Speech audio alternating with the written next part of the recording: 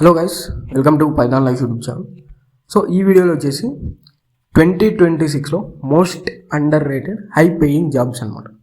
So high paying most underrated jobs ఏవైతే ఉన్నాయో so వాటి గురించి ఈ వీడియోలో కంప్లీట్గా డీటెయిల్ డిస్కషన్ అయితే చేద్దాం. సో ఇంట్రడక్షన్ చూసుకుంటే every one talks about common roles SDE data scientist. So high paying అని చెప్తూనే మనకు కామన్గా గుర్తొచ్చే రోల్స్ ఏంటి అంటే ఎస్డిఈ డేటా సైంటిస్ట్. సో వీటి గురించి every one talk about common roles అనమాట. సో వీటి గురించి కామన్గా మాట్లాడుతూ ఉంటారు. లైక్ హై పేయింగ్ రోల్స్ అంటే ఎస్డిఈ డేటా సైంటిస్ట్. సో అవన్నీ కూడా కామన్గా మనకు గుర్తొచ్చే roles. But some roles are less known and high paying. So SDE data scientist so అటువంటి రోల్స్ కాకుండా ఇంకా మనకి underrated high paying jobs అనేవి ఉన్నాయన్నమాట. సో లెస్ కాంపిటీషన్, అదేవిధంగా high demand. So let's explore these hidden opportunities. So first one వచ్చేసి DevOps engineer అనమాట. So DevOps ఇంజనీర్లో మనకి రోల్ ఏముంటుందంటే automate deployment and infrastructure. So మనకి ఈ డెవాప్స్ అనే రోల్లో, సో డెవాప్స్ ఇంజనీర్ అనే రోల్లో డిప్లాయ్మెంట్ని ఆటోమేట్ చేయడం కానీ ఇన్ఫ్రాస్ట్రక్చర్, సో అది ఉంటుంది అనమాట role. Automate deployment and infrastructure. Skills వచ్చేసి టూల్స్ అనేవి నేర్చుకోవాలి. Dakar, CICD. సో ఆ విధంగా టూల్స్ ఉంటాయి, క్లౌడ్, డాకర్, సిఐసిడి అని చెప్పేసి. సో అటువంటి స్కిల్స్ అనేవి నేర్చుకుంటే సో ఇటువంటి డెవాప్స్ ఇంజనీర్ రోల్స్ అనేవి ఈజీగా క్రాక్ చేయవచ్చు అనమాట. శాలరీ రేంజెస్ కూడా అప్రాక్సిమేట్గా 7 LPA టు మనకి 20+ LPA వరకు కూడా ఉంటాయి. So based on skills, experience and company మనకు అప్రాక్సిమేట్గా 7 LPA టు 20+ LPA వరకు కూడా పే రేంజ్ అనేది ఉంటుంది. High demand, less awareness. So DevOps engineer అనేది లెస్ అవేర్నెస్ అనమాట, బట్ హై డిమాండ్ ఉంటుంది. డాకర్, సిఐసిడి, క్లౌడ్, డెవాప్స్ ఇటువంటి స్కిల్స్ నేర్చుకుంటే మన డెవాప్స్ రోల్స్ ఇంజనీర్ ఇటువంటి రోల్స్ అన్నీ కూడా ఈజీగా క్రాక్ చేయవచ్చు అనమాట. నెక్స్ట్ వచ్చేసి cyber security analyst. Cyber security analyst so role ఏముంటుందంటే protect systems from cyber attacks.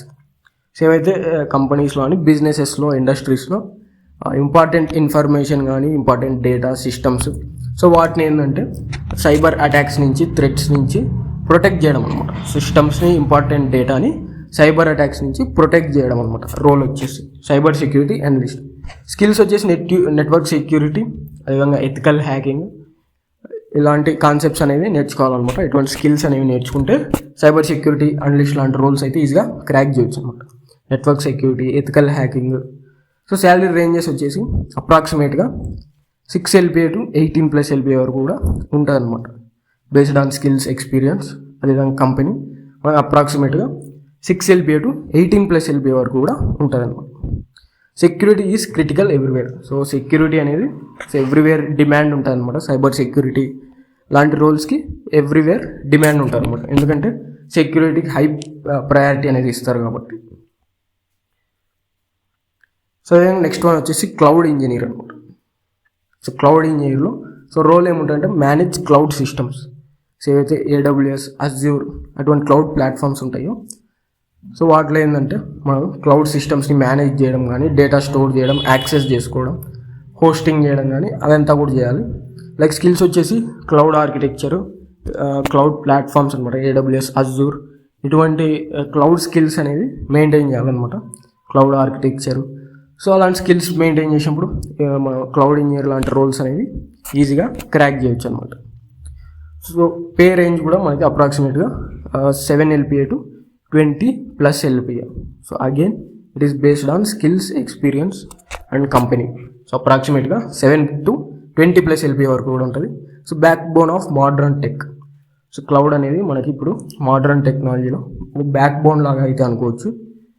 So మన క్లౌడ్ ఆర్కిటెక్చర్, క్లౌడ్ ప్లాట్ఫామ్స్ అలాంటి స్కిల్స్ అనేవి మెయింటైన్ చేస్తే ఈజీగా క్లౌడ్ ఇంజనీర్ లాంటి రోల్స్ అనేవి క్రాక్ చేయవచ్చు అనమాట. సో నెక్స్ట్ వన్ వచ్చేసి డేటా ఇంజనీర్ అనమాట. సో నెక్స్ట్ రోల్ వచ్చేసి డేటా ఇంజనీర్. సో ఇందులో రోల్ ఏముంటాయంటే build data pipe lines.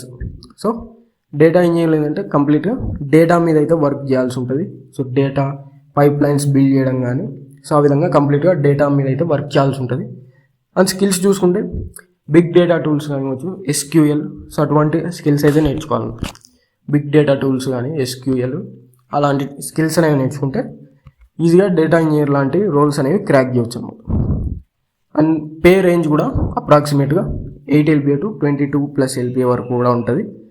And it is based on skills, ఆబ్వియస్గా స్కిల్స్ ఎక్స్పీరియన్స్ మీద బేస్ అయి ఉంటుంది. అప్రాక్సిమేట్గా 8 LPA to 22+ LPA వరకు కూడా ఉంటుంది అనమాట.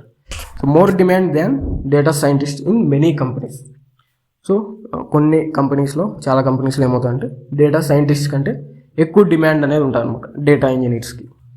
సో ఇది మనకి data engineer role. Next one వచ్చేసి ప్రాంప్ట్ ఇంజనీర్ అనమాట. సో ప్రాంప్ట్ ఇంజనీర్ కూడా చాలా డిమాండ్ అయితే ఉంటుంది. సో రోల్ వచ్చేసి design prompts for AI systems. So AI సిస్టమ్స్కి, జనరేటివ్ ఏఐ సిస్టమ్స్లో ఆ ప్రాంప్ట్ అనేది కీ రోల్ లాగా ప్లే చేస్తాను అనమాట.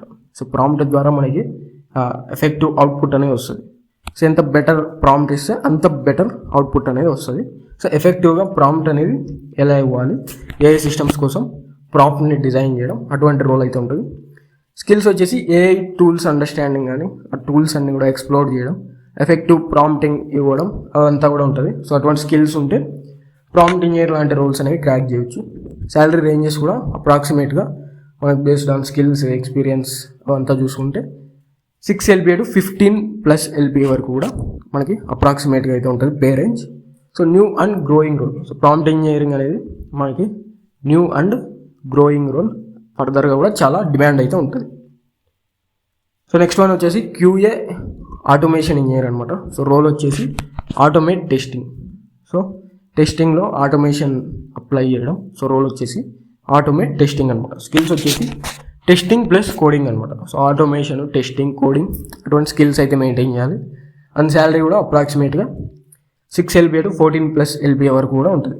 So less hype but strong demand అనమాట.